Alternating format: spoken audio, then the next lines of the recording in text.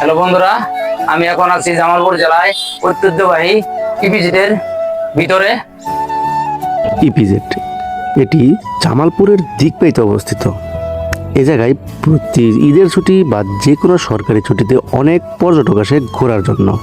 যেহেতু এটি একটি সরকারি জায়গা বা এই জায়গায় সরকারি কাজ চলছে, তার জন্য সকলকে এই জায়গায় ঢুকতে দেওয়া হয় না।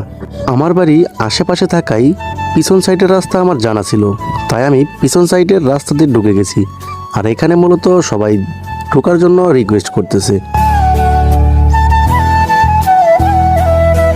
আমার সামনে অনেক সুন্দর একটি গোল চত্বর রয়েছে বা 4 রাস্তার মোড় রয়েছে।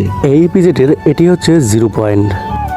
মেইন গেট দিয়ে ঢুকে কিছু দূর সামনে যাওয়ার পরেই পাবেন এই 0 পয়েন্ট। এটি খুব সুন্দর বা এক্সপেন্সিভ ডিজাইন করা হবে।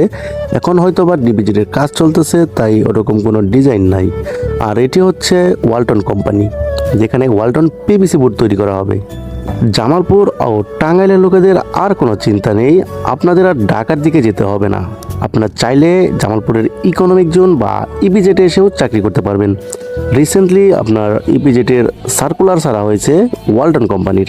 যারা এই ওয়ালটন কোম্পানিতে সিভি জমা দিতে চাচ্ছেন, তারা এখন চলে আসতে পারেন। আমরা প্রায় 3 ঘন্টা থেকে এই জায়গায় ঘুরছি। এখন খুব বিকেলবেলা, বিকেলের সূর্যটি দেখতে খুব সুন্দর। আর এই এপিজেডের ভিতরে অনেক বড় ধরনের কোম্পানিও জায়গা নিয়েছে।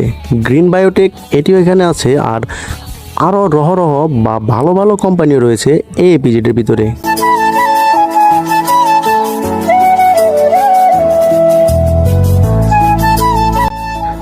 বলতে বলতে ভিডিওর প্রায় শেষ পর্যায়ে চলে আসলাম।